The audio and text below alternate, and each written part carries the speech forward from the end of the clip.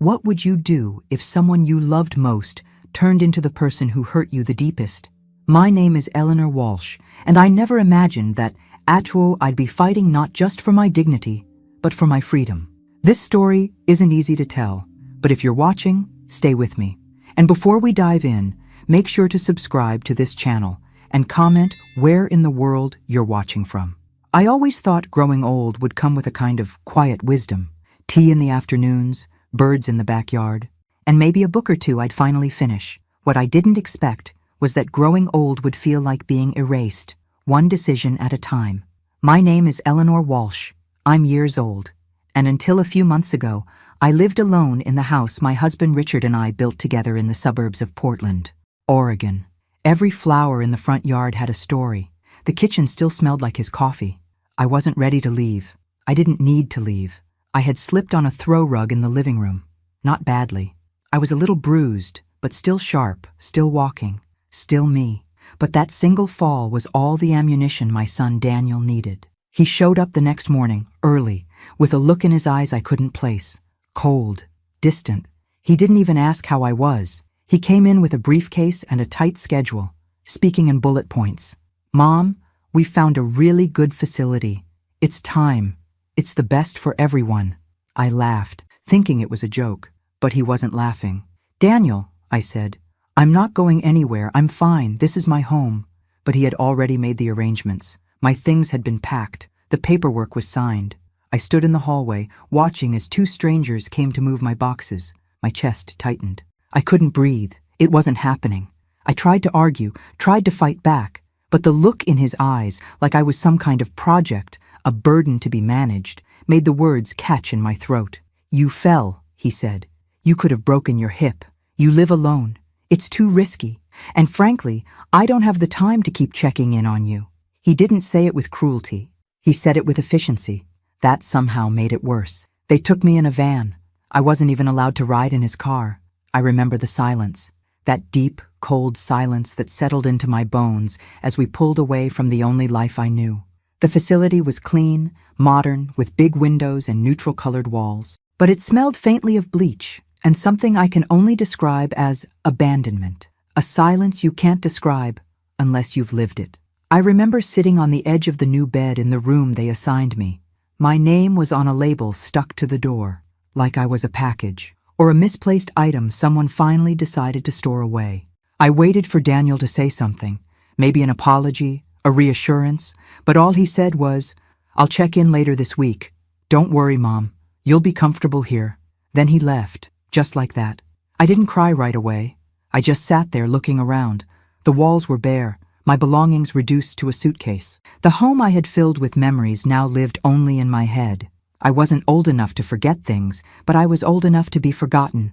That night, I lay in a bed that wasn't mine, listening to the soft buzz of fluorescent lights in the hallway. I thought about Richard, about how we used to laugh at the idea of growing old apart, how we promised we'd always take care of each other.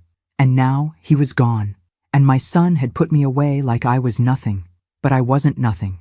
Not yet. Something inside me stirred that night, a flicker of something I hadn't felt in a long time. Not anger, not even sadness. It was the beginning of a quiet defiance. They thought I was finished, but they had no idea what I was about to do. I stared at the ceiling until morning, planning everything. The next morning, I woke up to the sound of soft wheels rolling down the hallway. Med carts, I'd later learn. That and the occasional shuffle of feet. It was the kind of place where even time seemed medicated. My door was slightly open, and I could hear someone coughing from the room next to mine. The smell of scrambled eggs and overboiled coffee drifted in.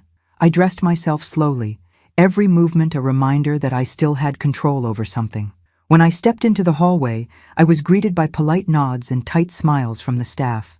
Not warmth, not recognition, just routine. I was part of the furniture now. The common area was filled with muted conversations and television noise. No one looked up. No one asked my name. Some stared blankly at game shows. Others dozed off with plastic cups of juice untouched beside them. I stood there, invisible in plain sight. I sat in a corner by the window. The sky was gray. A squirrel hopped along the fence outside and stopped to look in. And for a moment, I envied it, free to run wherever it pleased. No paperwork required. Daniel didn't call that day, or the next. It wasn't until the fourth day that he appeared. His shirt tucked in like he'd come straight from work, which, knowing him, he probably had. He sat down across from me in the lounge, not even pretending to make eye contact. "I brought your insurance documents," he said, handing over a stack I didn't ask for. "And a few photos for your nightstand." There were 3. One of him as a child, one of Richard holding Daniel as a baby, and one of me, cropped out of a family vacation photo like an afterthought. I stared at them in silence. "Is there anything you need?" he asked. His voice had that edge, the tone people use when they want to appear kind, but hope you'll say no. I wanted to ask him why. Why this? Why now? Why couldn't he just check in on me from time to time like a decent son? But I knew his answer already. "This is easier." So I said nothing. "You're quiet," he commented. "I'm thinking," I replied. He looked uncomfortable, like even that small bit of resistance unsettled him. And then he said something I'll never forget. "It's not like I don't care, Mom, but you've had your time. Now let me handle things." Had my time? As if life came with an expiration date, as if I had nothing left to live or offer or feel. He left after 10 minutes, didn't hug me, didn't say he loved me, just walked out like he had finished a task. The following week passed in a blur. Meals served at scheduled times, bingo games with prizes that didn't matter. I tried to smile at the other residents, but most were too lost in their own silence. Others were too far gone to even remember their names. That's when I realized the cruelest part of this place wasn't the boredom. It was the erasure. They don't just strip away your independence. They strip away your identity. No one here knew that I once worked as a librarian, that I played the piano for Richard every Sunday morning, that I baked pies from scratch, that I read every Steinbeck novel twice. To them, I was just room, just a fall risk, just another old woman whose time had passed, until one afternoon, when a nurse I hadn't seen before walked in, holding a clipboard and a gentle smile. Her hair was pulled back, her scrubs clean, but her eyes were tired in a way only someone who carried too much for too long could understand. "Mrs. Walsh?" she asked. "Hi, I'm Marissa. I'll be checking in on you this week." I nodded. She sat down without the usual distance most staff kept. "Is there anything you want me to know about you?" she asked. It was such a simple question, but no one had asked me that since I arrived. I stared at her for a moment, unsure of how to respond.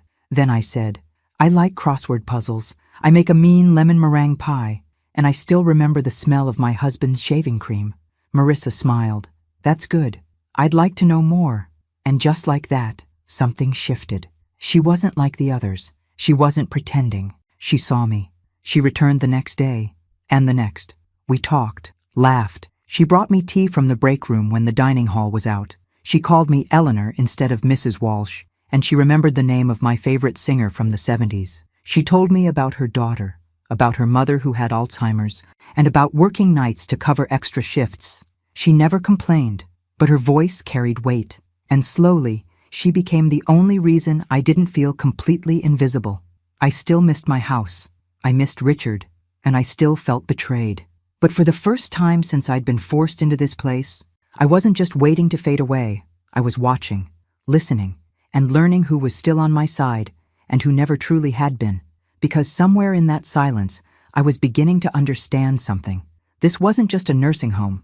This was the stage for a battle I hadn't realized I was about to fight. I began to notice the little things first, the way the staff knocked twice before entering, the way certain residents stared off at nothing, their stories trapped behind tired eyes, the way people stopped asking you questions once they decided you were just old. But with Marissa, it was different. She saw past the wrinkles, past the scheduled medications, and the chart on the door. She listened when I spoke, not with sympathy, but with respect, as if I still mattered. Every morning she made time for me, even when she was busy. She'd peek her head in my room and say, "Morning, Eleanor. You good today?" Just that. Those few words gave my day purpose. She treated me like a person, not a case file. It had been 2 weeks since Daniel last visited. Not that I expected much. My phone sat on the nightstand, silent. He hadn't called. No messages. Not even a check-in. And yet, there I was, telling stories to a nurse, half my age, like she was the only family I had left. Marissa had this laugh, warm and real. the kind that caught me off guard sometimes. She told me about her little girl, Mia, who had just turned 6, about how she loved peanut butter sandwiches and hated going to sleep. "She insists I leave the hallway light on," she said one night as we sat by the small garden behind the center. "Says it keeps the nightmares away." I smiled. "Smart girl."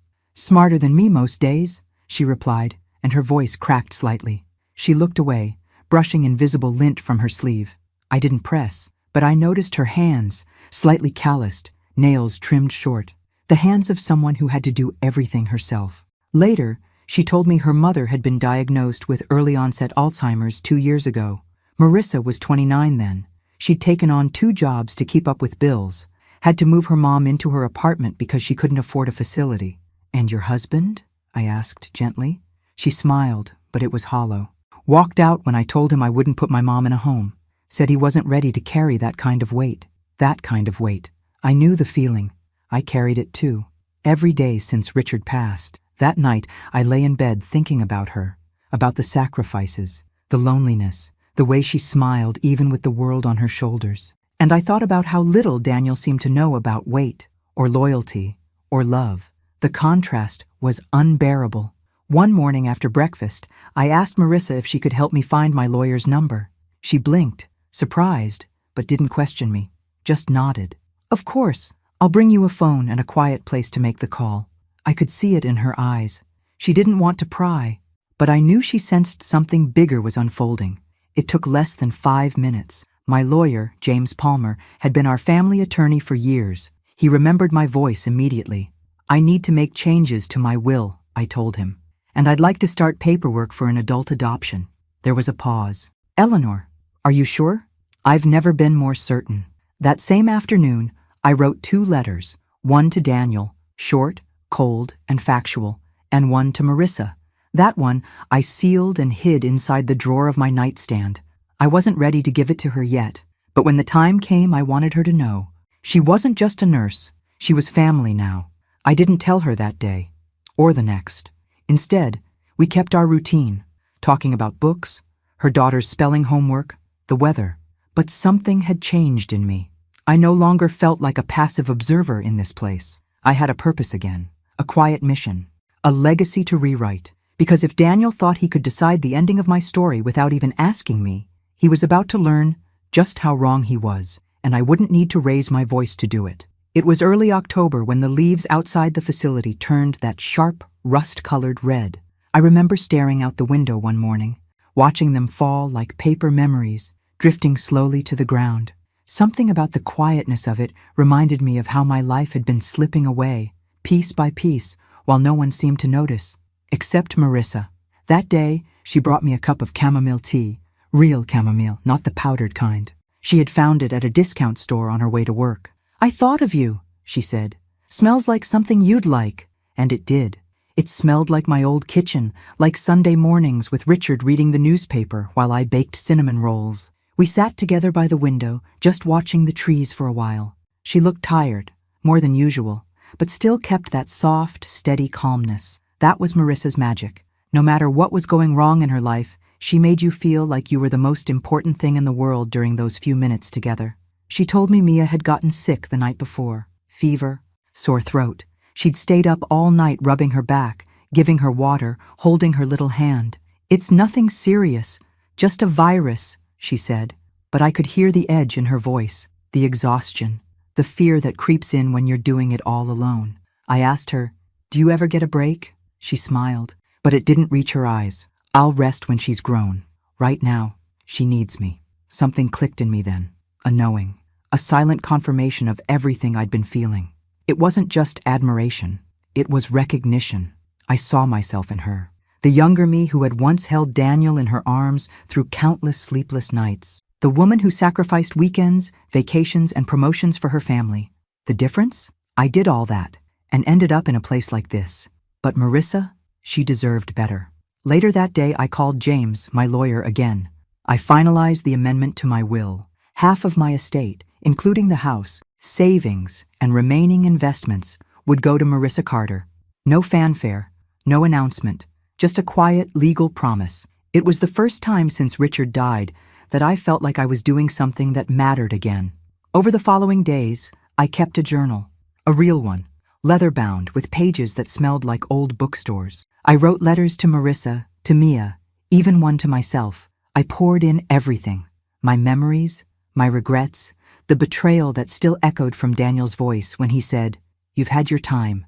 Each word was like stitching up a wound. One evening, I invited Marissa to sit with me in the garden behind the facility. The air was cool, the sun dipping low behind the trees. I offered her the seat beside me and handed her a small envelope. She blinked. "What's this?" "Not for now," I said. "For when it matters." She looked at me, really looked. "You're not sick, are you?" I laughed softly. "No, dear. I'm just awake now." We sat in silence after that, our shoulders almost touching.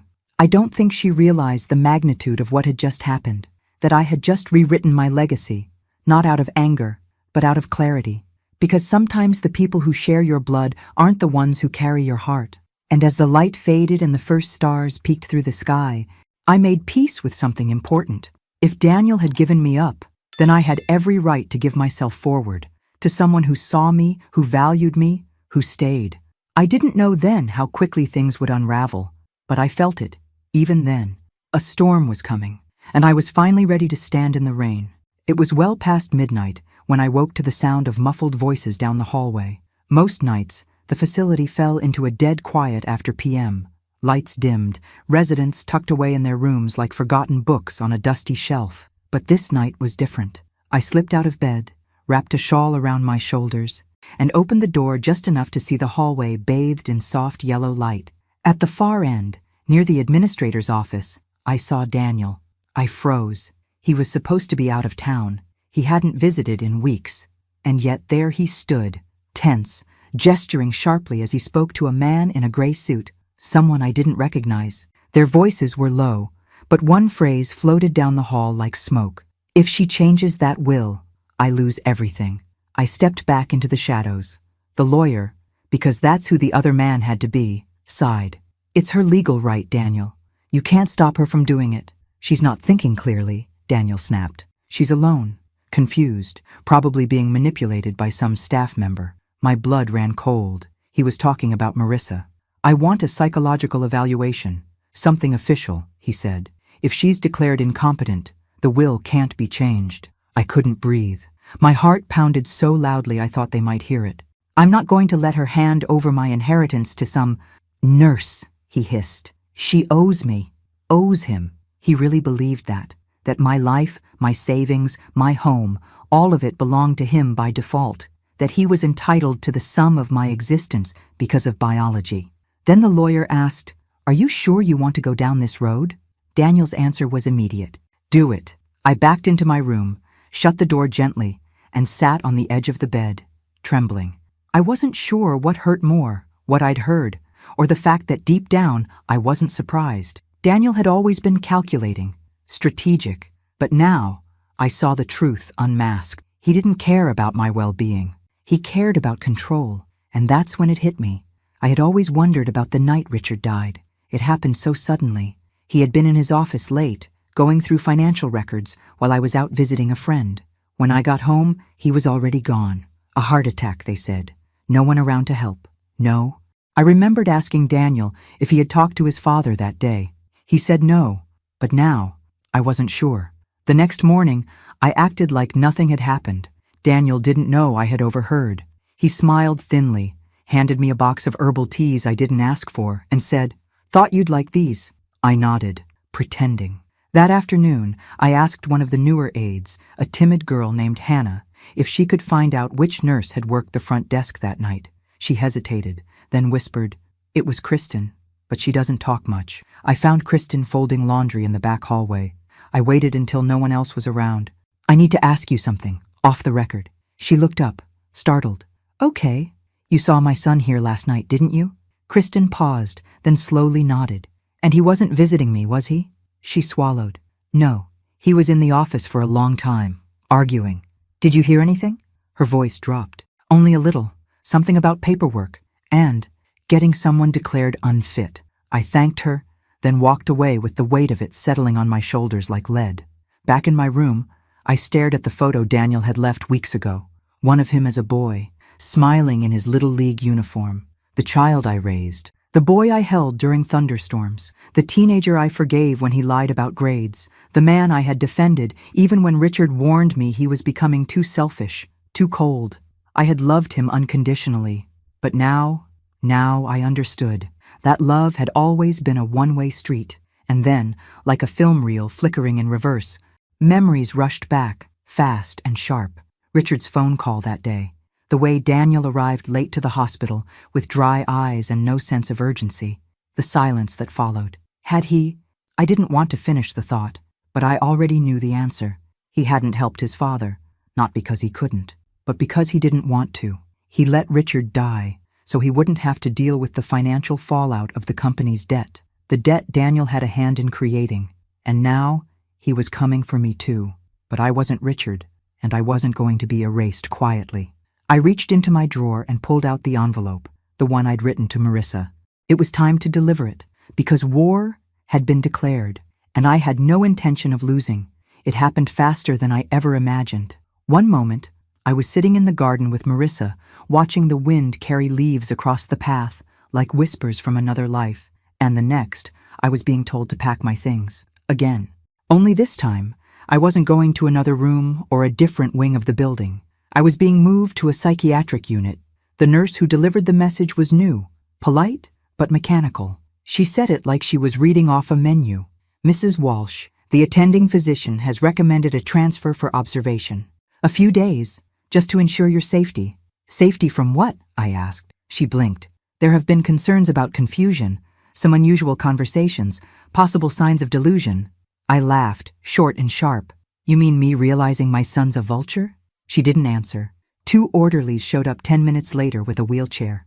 I told them I didn't need it. They said it was protocol. I didn't resist, not because I accepted it, but because I knew resistance would only feed the lie. If I raised my voice, I'd be labeled irrational. If I refused to cooperate, they'd use it as evidence. I needed to stay calm. They wheeled me down a hallway I'd never noticed before, through a locked door with a security code I didn't have. The moment it clicked shut behind me, something deep inside me cracked. The air was different, sterile, thicker. The walls a muted shade of green that felt more prison than hospital. No photos, no music, just the quiet hum of despair. My new room was smaller, the bed bolted to the floor, a single window with safety glass. No sharp objects, no phone, no Marissa. I asked the nurse, a woman with tired eyes and a tight bun, how long I'd be there. Until the evaluation is complete, she said. And who ordered it? She hesitated, just long enough to confirm what I already knew. Your son made the request, she finally said, with a supporting statement from Dr. Levin. Dr. Levin, the facility's medical director, a man I'd spoken to 3 times briefly and never once confided in. I sat on the edge of the bed and stared at the wall, trying to control the fire rising in my chest. So this was Daniel's next move. He couldn't undo the will on his own. But if I was declared mentally unfit, legally incompetent, then everything I'd worked so hard to protect could be overturned, and I would be silenced, literally locked away. The first night in that room was the longest of my life. I didn't sleep. I barely moved. The lights outside my door stayed on all night, spilling in through the gap like a spotlight. They brought me pills. I refused to take them. They tried to coax me, said I needed rest, that I was agitated. I wasn't agitated. I was aware. I thought of Richard, of how he must have felt, alone in that office, clutching his chest and dialing the number of the one person he thought would save him. And I thought of Daniel, looking at the phone and choosing not to answer. I cried that night. Not out of fear, but because I realized how little I meant to him. I wasn't his mother anymore. I was an obstacle. But then, I remembered Marissa, her hands, her laugh, her promise, and I knew she wouldn't let this go. The next day, a social worker came in, a young man named Kevin. He introduced himself with a clipboard and a soft tone. I'm here to talk, Mrs. Walsh. Just routine questions. Don't waste your breath, I said. You're not here for my benefit. You're here to validate paperwork. He blinked. That's not true. Then let me make a phone call. He hesitated. That's not permitted without physician approval. I stared at him. So much for rights. He left 15 minutes later, clearly rattled. I didn't give him the performance they expected. I didn't rant or cry. I just told the truth. Calm, cold, clear. They wanted a breakdown. I gave them composure. Later that evening, while I was pretending to nap, I heard voices outside my door. "She's lucid," one of the nurses whispered. "Honestly, more coherent than half the staff." "Orders are orders," the other replied. I felt a flicker of hope. Not everyone was blind. Still, I was trapped, and time was running out. But I knew Marissa, and I knew something Daniel didn't. He had underestimated me, but he had no idea what I'd taught her.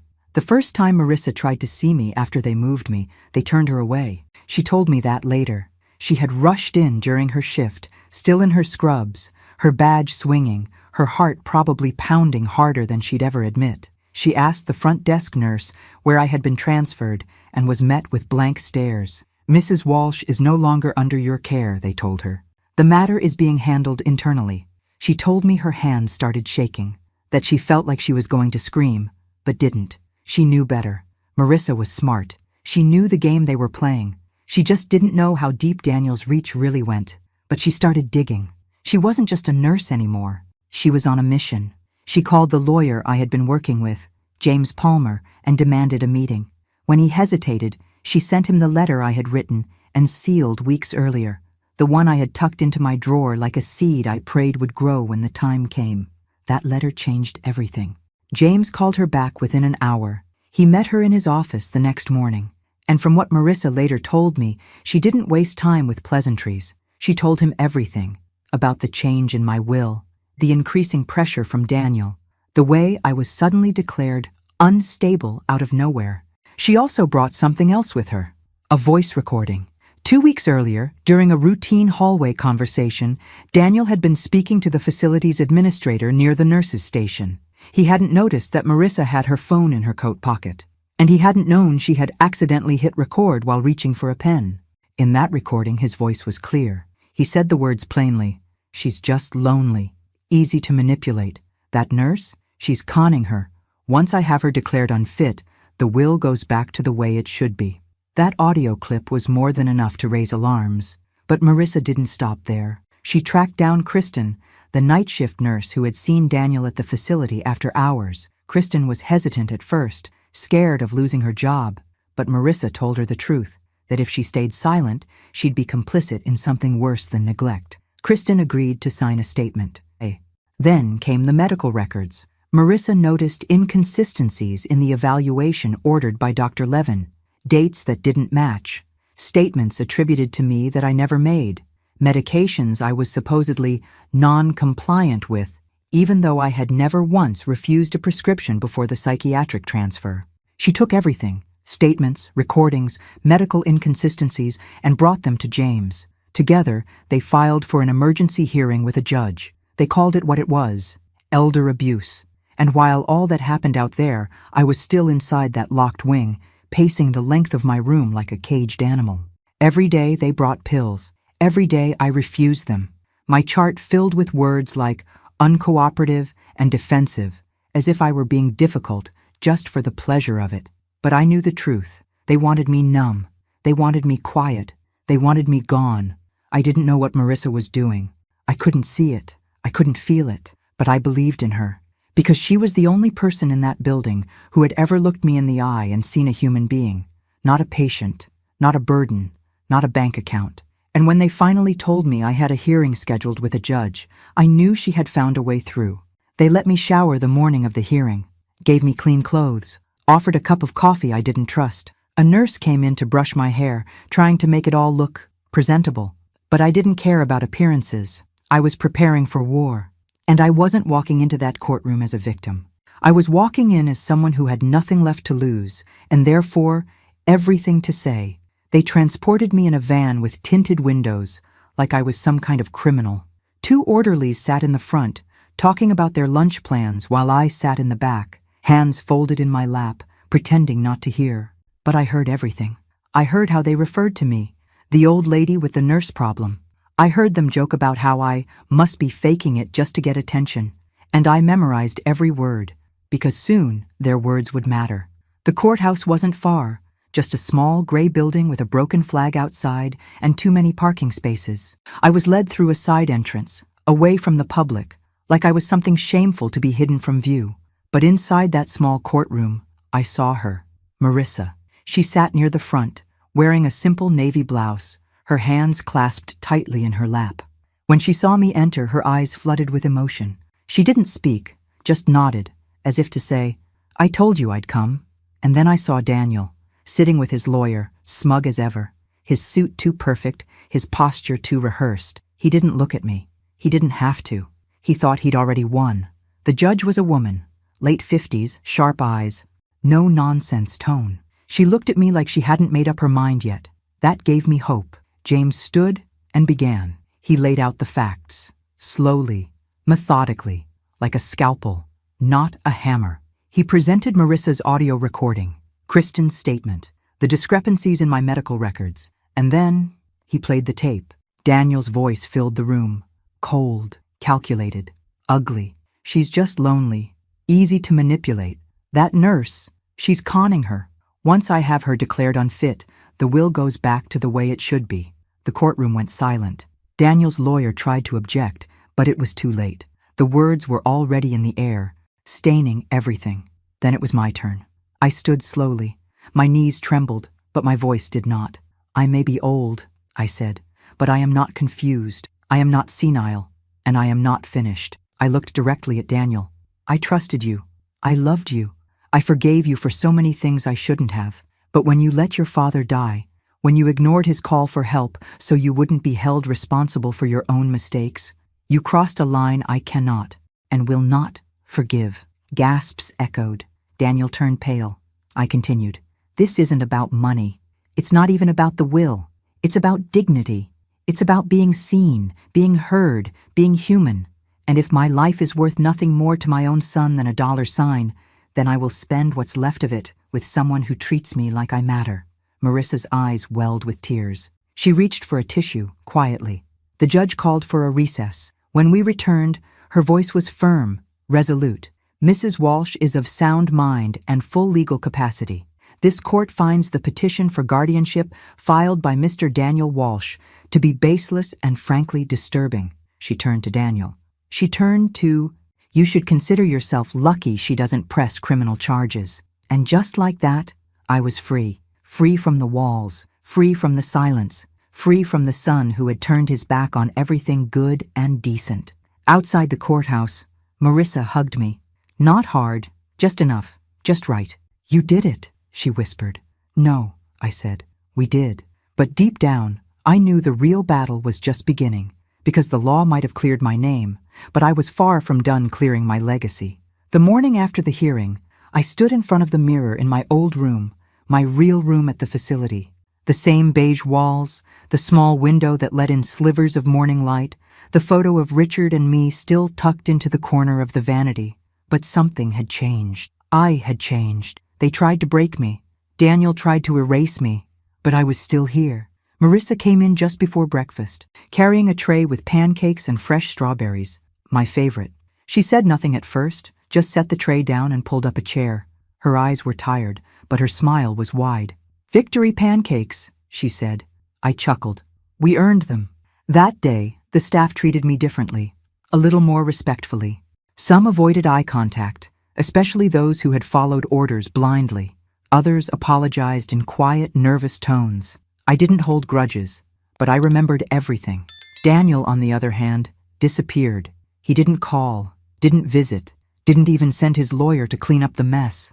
It was as if he'd vanished into the shadows, hoping to wait out the storm, but I wasn't done with him. That same week, I finalized the adoption paperwork with James. Marissa Carter officially, legally, became my daughter. On paper, in court, in heart. The process was surprisingly simple. A judge asked if this was truly what I wanted. "Yes," I said, without hesitation. Because what makes someone family isn't DNA. It's who shows up when you're broken. It's who fights for you when everyone else walks away. Daniel found out about the adoption the following Monday. He sent me an email, a single line. "You'll regret this." I deleted it. He wasn't angry because I gave Marissa my money. He was angry because I gave her my love. The next few days, I felt lighter. I spent more time outside. I laughed more. I helped Marissa plan Mia's birthday, an outdoor party with balloons, cupcakes, and paper crowns. One afternoon, while folding laundry, I found an old scarf Richard had given me. I held it against my cheek and closed my eyes, remembering his voice, his quiet strength. "I hope I made you proud," I whispered. And in that moment, I felt something inside me settle, something that had been restless for too long. But the peace didn't last. One morning, James called.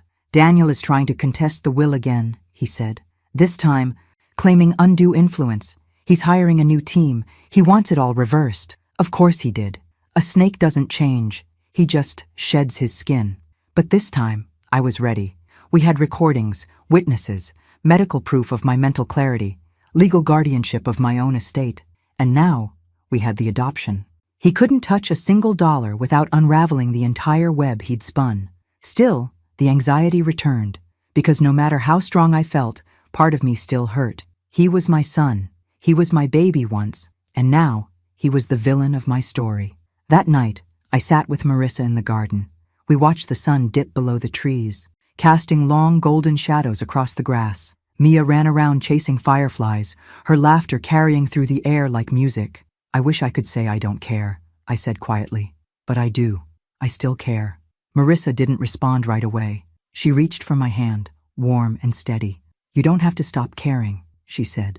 "You just have to stop letting him hurt you." And she was right.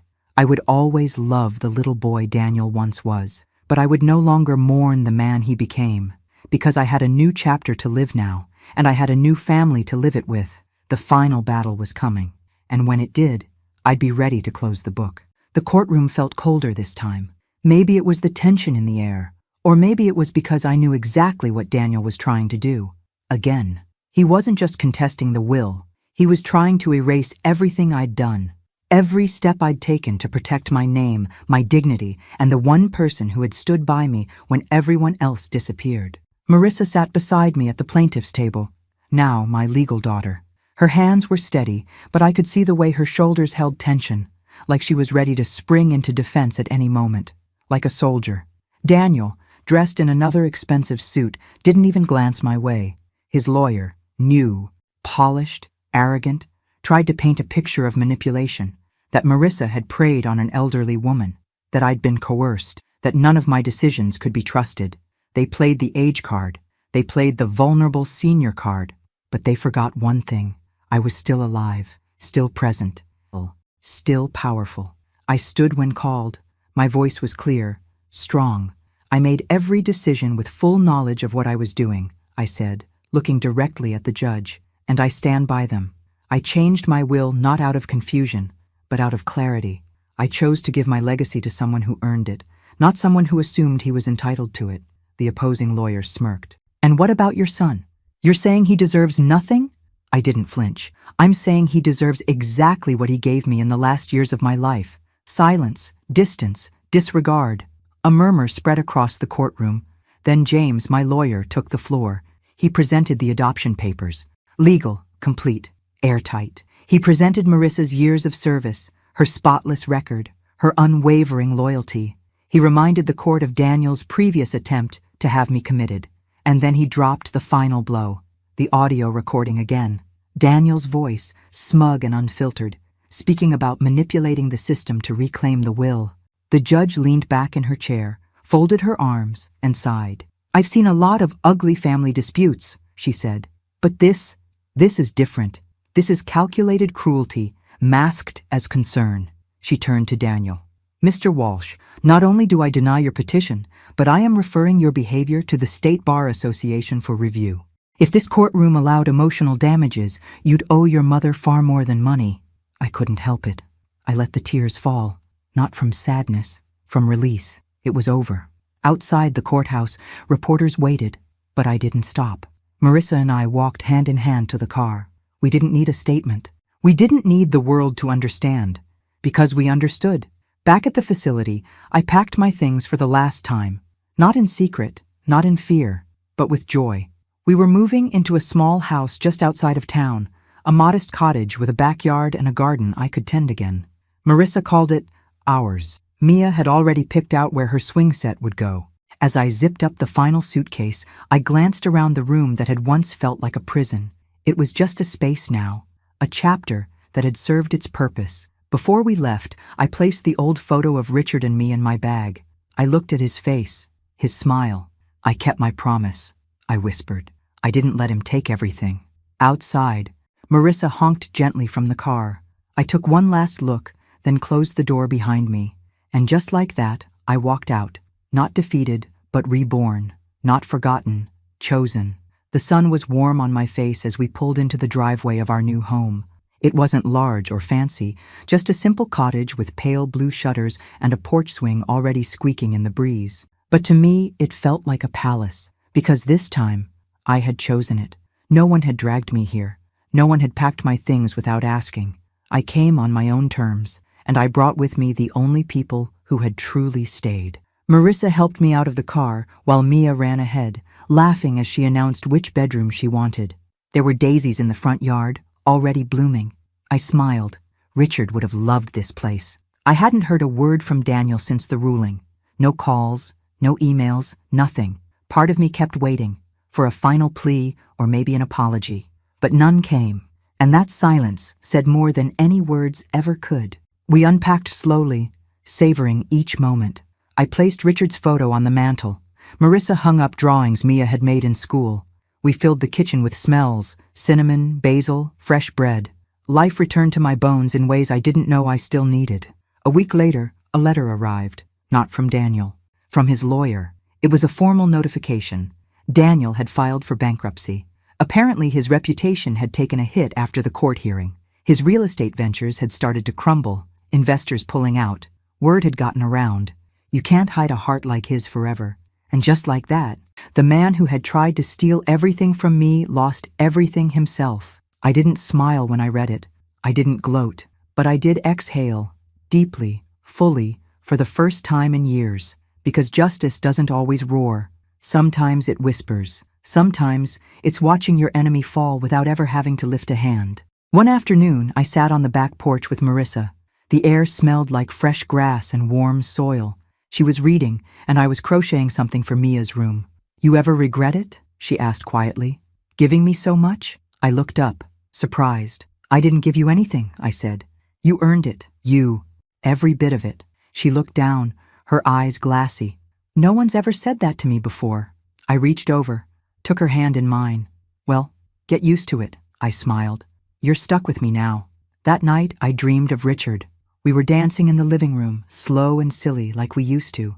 He was wearing those ridiculous plaid slippers, and I could feel his hand on my waist like he'd never left. When I woke up, there were birds singing outside. The sun filtered through the curtains. I could hear Mia giggling from her room, and I realized something. This was home. Not the house, not the bricks or the furniture, the feeling, the peace, the laughter, the love. I had found my family, not in blood, but in the ones who chose to stay. Daniel had lost a fortune, but I had gained a future, and I wouldn't trade places with him for all the money in the world. The garden was full of light. Golden afternoon sun spilled across the rows of fresh soil, where I had just planted a handful of wildflower seeds with Mia.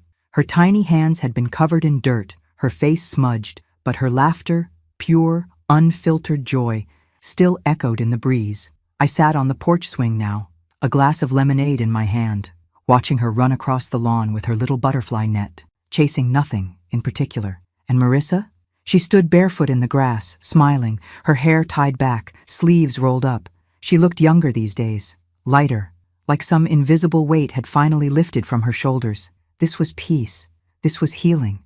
This was everything I'd been denied, and everything I had chosen to build with the pieces left behind. For so long, I thought growing old meant losing pieces of yourself. I thought it meant being erased, made invisible. I never imagined I'd be fighting for my name, my worth, my voice. But I did fight, and I won. Not with rage, not with revenge, but with truth, with grace, with clarity. After the ruling, Daniel never reached out again. Not to apologize, not to explain, just silence. And I let it stay that way. There's a kind of mourning that comes with letting go of someone you once loved unconditionally. It's quiet and slow and private, but it's necessary. I don't hate him. I don't wish him pain. I just don't give him the power to define me anymore. Instead, I poured my energy into planting, into baking, into showing Mia how to make her first peach cobbler, into helping Marissa get her nursing certification upgraded so she could open a small private care service from home. We became something more than a household.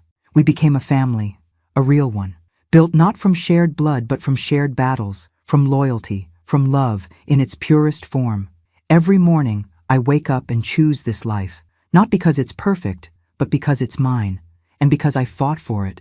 I thought my story was ending the day Daniel wheeled me into that facility, but I was wrong. That was just the beginning of my final act, the one I got to write, the one that ends with my hands in the dirt, laughter in the air, and peace in my chest. As the sun dipped lower, I reached over and picked a single sunflower from the pot beside me, my favorite. Richard once told me sunflowers always turn toward the light. I think I finally understand what he meant, because even after everything, after the betrayal, the silence, the isolation, I found the light again. I let it find me, and I followed it home. The blood may have abandoned me, but the love saved me. Thanks for listening. Don't forget to subscribe and feel free to share your story in the comments. Your voice matters.